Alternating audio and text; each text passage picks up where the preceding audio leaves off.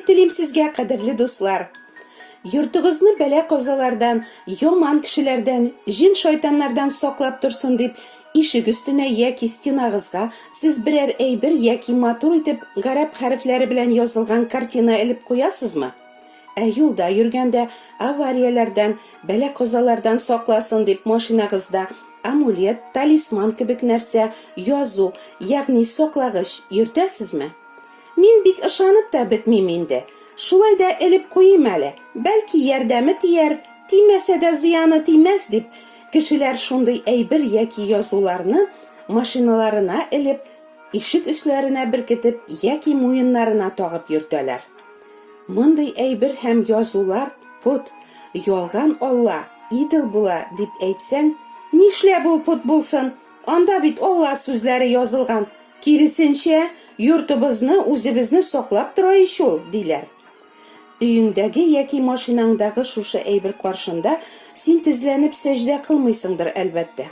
Ләкин шушы әйбергә яки язуга әзрәк кенә булса да өмет ышанычыңны баглап, ул безне бәла-казалардан саклап тора дип уйлыйсың икән, димәк, синең бу саклагычың пут, ялган Алла.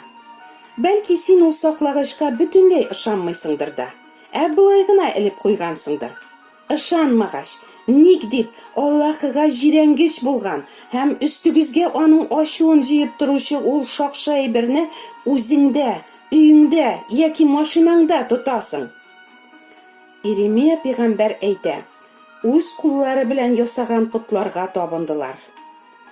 Ишәгыя пәйгамбәр булай ди, үз юлларын алар үзләре сайлаганнар, үзләренең җирәнгеч нәрсәләреннән рәхәтлек табалар. Кешеләр уйламыйлар да, ничек шушы путлары белән Аллаһыны рәнҗетүләрен, үз өсләренә Аллаһының ачуын җыюларын. Исемеңне алар телләреннән төшермиләр, ләкин күңелләре синнән ифрат ерактыр, ди Иремия пәйгамбәр алар турында. Мәҗүси халыклар агачтан, көмештән яки алтыннан путсыннар ясап, алар алдында сәҗдә кылып, аларга корбаннар китереп табынганнар. Аларны кадерләп, өйләренә куйганнар, ышанып, тәннәренә тагып йөрткәннәр. Изге язмалардан без кешеләрнең уңыш, мәхәббәт, сугыш, бәхет, язмыш һәм башка илаһларга табынулары турында укыйбыз. Гәрчә ялган Аллалар юк, бары бер чын Алла гына бар. Ялган Аллалар, алар кешеләр уйлап чыгарган илаһлар, бернигә яраксыз путлар гына. Чынында ул путсыннар бернинди кыйммәткә ия түгелләр.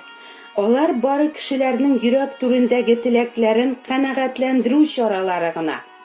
Җансыз шул сыннарга мөрәҗәгать итеп, кешеләр аларның үзләрен дошманнардан саклавын, уңыш китерүләрен, канәгатьлек ләззәт, шатлык рәхәтлек бирүләрен көтәләр.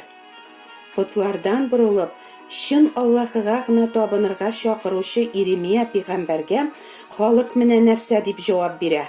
Раббы исеменнән безгә сөйләгән сүзләреңне тыңламыйбыз. Әйткән нәзребезгә тугры калып, ата-бабаларыбыз, патшаларыбыз, түрәләребез һәм без үзебез элек эшләгәнчә, күк алихасына багышлап, хуш исле сумала майлар көйрәтербез, корбан бүләге итеп шәраб китерербез. Чөнки ул вакытларда без тук ва бәхетле, кайгы күрми яши идек. Мәҗүси халыклар нинди максат белән күк алихасына корбаннар китергәннәр? Тук ва бәхетле булу, кайгы күрми яшәү теләге белән. Хәзерге вакытта да кешеләрнең иң зур теләге шул түгелмени? Без әле фани тәндә яшәүче җир кешеләре. Әлбәттә, Аллаһының безнең үзебезне һәм якыннарыбызны тукландырып та, төрле афат михнәтләрдән дә, ширләрдән дә, явыз рухлардан да саклап торуына мохтаҗбыз. Шулай булгач, үзләре дә адашкан һәм башкаларны да адаштыручы дин әһелләре өйрәткәнчә түгел, тере Аллаһы үзенең сүзендә кушканча Аллаһыга табынырга кирәк. Ничек соң ул Аллаһы кушканча табыну? Аллаһы ул рух һәм аңа табынучылар рух ва хакыйкать белән табынырга тиешләр, диелә Инҗилдә. рух вә хакыйкать белән табыну ничек була ул? Кеше гөнаһлы булганга, аның рухы үле. Ләкин үзенең сүзләренә һәм вәгъдәләренә ышанучыларның рухларын терелтеп, Аллаһы аларга мәрхәмәтен күрсәтергә тели. Моның өчен Аллаһы күкләрдән үзенең сөекле улын җибәрә. Гөнаһсыз Гайса кешеләрнең гөнаһларын үзе өстенә ала һәм алар урынына хак түләп, саф канын коя, җанын бирә. Өченче көнне Аллаһы үзенең кодрәтле рухы белән Гайсәне үледән терелтә. Шушы кодрәтле рух Гайсәгә ышанучыларның да гөнаһ аркасында үле булган рухларын яңадан терелтә. Чөнки аның да гөнаһлары өчен Гайсә хак түләгәненә ышанучы кеше Гайсә белән берләшкән була.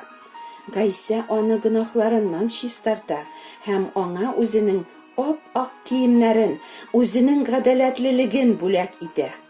Гайсә биргән изге рух, хакыйкать рухы, аңа ышанучы кешене Аллаһыга рух вә хакыйкать белән табына алучы яңа җан итә. Ата-бабаң өйрәткәнчә, яки үзеңчә табыну түгел, ә менә шундый рух вә хакыйкать белән табыну гына Аллаһыга яраулы дип өйрәтә Аллаһының сүзләре. Ләкин ничә мең еллар үтә, ә халык Раббы исеменнән сөйләүчеләргә нәфрәтләнеп, элекке пигамбәрләргә әйткән сүзләрне үк кабатлый. Кирәкми, Раббы исеменнән безгә сөйләгән сүзләрегезне тыңламыйбыз. Без үзебезчә табынабыз, үзебезчә дин тотабыз. Кирәкми, сөйләмәгез безгә Гайсә турында. Безнең ата-бабаларыбыздан килгән динебез һәм Мөхәммәд пигамбәребез бар. Без ул кушканнарны үтибез, намазлар укыйбыз, корбаннар чалабыз, диләр. Үзеңчә табынып, дин тотып, гореф-гадәтләр, йолалар үтәп, син Аллаһыга ярыймын дип уйлыйсыңмы? Аллаһының вәгъдәләрен соңга сукмыйча, ул биргән изге корбан Гайсәне читкә тибеп, оҗмахка керермен дип уйлыйсыңмы? Кирелегең һәм тәүбә итәргә теләмәгән йөрәгең аркасында син Аллаһының гадел хөкеме ачылачак ачу көненә җәзаңны арттырасың диелә Инҗилдә. Шуңа күрә, дустым, гөнаһ богауларыннан сине Гайсә арындырсын һәм чистартсын өчен тизрәк тәүбә итеп, Раббыга дуга кыл. Һәлакәткә илтүче юлларыңнан борылып, Гайсә артыннан ияр. Ул гына синең җаныңны тамуктан коткаручы. Ул гына сиңа оҗмах ишекләрен ачып, мәңгелек тормыш бүләк итүче бердән-бер изге зат. Амин.